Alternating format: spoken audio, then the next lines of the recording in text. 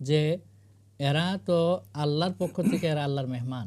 জি জি আমার পরিবারে তো কেন এত আগ্রহ তাদেরকে দেখায় না, বা আমাদেরকে যেভাবে শানদার সিমাই দিতেছে, পায়েস দিতেছে, একটুখানি তাদেরকেও কেন দেয় না, এই ফিলিংসটা আমার মধ্যে আসতো।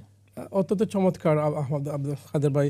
এরকম যদি আসলে সব মানুষের আপনার মতো যদি প্রত্যেক মানুষের অনুভূতি হতো কিংবা হতো, আসলে সমাজটা চেঞ্জ হয়ে যেত, ঠিক না? আমাদের সমাজে এত উঁচু নিত কিংবা আমাদেরকে রমাদান কিংবা ঈদ ইসলাম যে শিক্ষাটা যে নো ভেদাভেদ, সেটাই আর আমরা মানুষরা এই ভেদাভেদটা করে নিয়েছি। জাযাকাল্লাহ, আপনি অত্যন্ত সুন্দরভাবে আপনার যে স্মৃতি কিংবা আকাঙ্ক্ষাটা বলেছেন, আল্লাহ পাক কবুল করুন।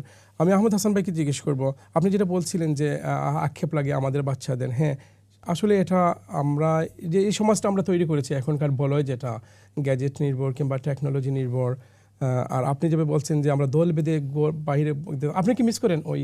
আমি অফকোর্স মিস করেন। জি জি মিস তো এদেশে কি এটা করা হয়? এত বেশি তো যাওয়া হয় না মিস কারো করে, ঘরে। কিন্তু মধ্যখানে পড়াশোনাকালীন আমি আরবে ছিলাম যে অনেক বছর, তো ওখানকার বাচ্চা স্মৃতিও মনে পড়ে। আবার ঈদের দিন হচ্ছে মিডিল ইস্টে থাকা মানে আপনি ঈদের নামাজটা পড়লেন পরে ঘুমিয়ে যাওয়া, কারণ এরা এই ঈদ করার জন্য দেশে অনেক পয়সা পাঠাইছে, জি জি সন্দেশ সেমাই সবকিছু খাওয়া হইতেছে, কিন্তু যারা পাঠাইছে তাদের খাবারের কিচ্ছু নাই। মিডিল ইস্টে প্রবাসীরা, এটা তাদের কথা স্মরণ হইতো। আমিও যখন ছিলাম তখন এরকম হইতো যে ঈদের নামাজ আর্লি পড়া হয়, মিডিল ইস্টে পড়ে আবার শুয়ে থাকো।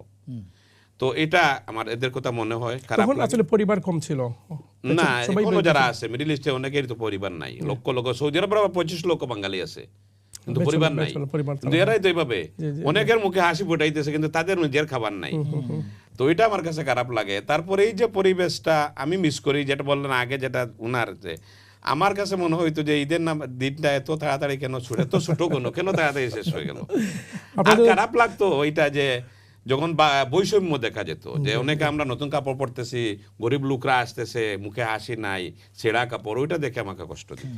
না, এটা খুবই সুন্দর অনুভূতি। আমি মনে করি আমাদের মতো প্রত্যেকের এরকম অনুভূতি হওয়া দরকার। আর এটাই তো মনে হয় রমজানের একটা উদ্দেশ্য, হ্যাঁ হ্যাঁ সেটাই তো, ফিতরা আমরা যেটা ট্রেনিং এর বলি, মাস, জি, জি। যেটা তাদের থেকে যাতে ওইটা আমরা সহানুভূতিশীল হতে পারি। জি, জি।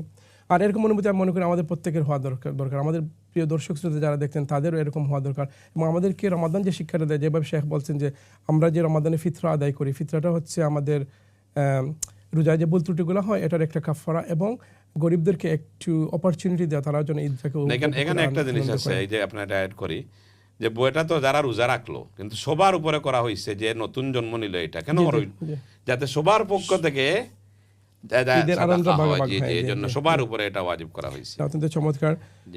আমি আব্দুল আর আরেকটা আপনার আগের একটা সম্পূরক প্রশ্ন রয়ে গেছে যে আমরা ঈদগাহকে আমরা মিস করি কিনা।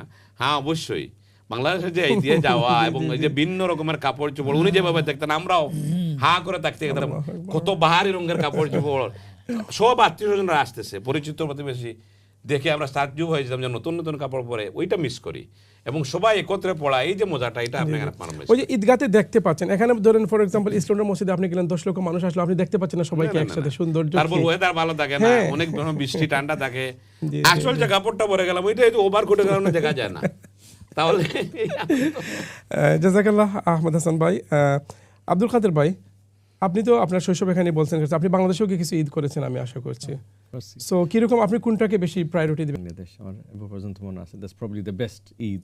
জাযাকাল্লাহ খাইরান। আমি বলি যে এটা তো হচ্ছে প্রকাশ্য, জি। আরেকটা হচ্ছে নীরব আনন্দের একটা ফিলিংস আমার মধ্যে তখন হতো। সেটা হলো আগে তো ধরেন ফিটেড কাপড় ছিল না, বাজারে গিয়া কাপড় চয়েস করে টেইলার দিয়া সেলাই করতে হইতো অর্ডার দিয়ে। মনে করেন 15 দিন 20 দিন আগে, ঈদের সময় তো ভিড় থাকে, 15-20 দিন আগে দোকানে নিয়ে গেলে তারপরে কাপড় চয়েস করলেন, করে মাপ দিয়ে আসলেন। তো আমাদের বাড়িটা ছিল বাজারেই বলা যায়, ওই টেইলারের দোকানের সামনে দিয়া 2-3 বার ডেইলি আসা যাওয়া করতো। যেটা নাকি রেডি হয়ে গেল কিনা তখন থেকে শুরু হয়ে যেত, আমার কাপড়টা কাটতেছে কিনা, কিনা।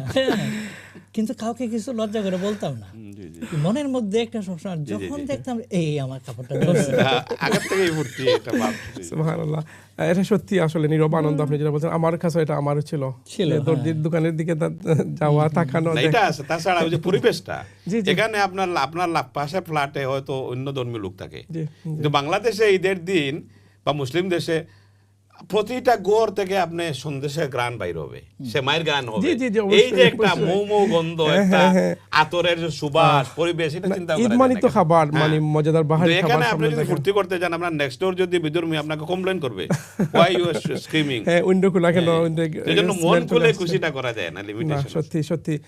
প্রিয় দর্শক, আপনারা দেখছিলেন ইসলাম চ্যানেল বাংলার ঈদ স্পেশাল অনুষ্ঠান। আমরা কথা বলছিলাম আমাদের তিনজন স্পেশাল, ভেরি স্পেশাল অতিথিদেরকে নিয়ে, তাদের শৈশবের কৈশোরের ঈদ উৎসব। সময় এসে একটি বিরতিতে যাবার, বিরতি থেকে আসার পর আমরা আরও কথা শুনবো, আরও কথা বলবো আমরা কিভাবে আমাদের এই নতুন প্রজন্মকে নিয়ে আমরা আমাদের ঈদটাকে আরও সুন্দরভাবে উদযাপন করতে পারি। তাকে আমাদের সাথে তাকে জুড়ে কোথাও আমরা ফিরে আসছি এক্ষুনি।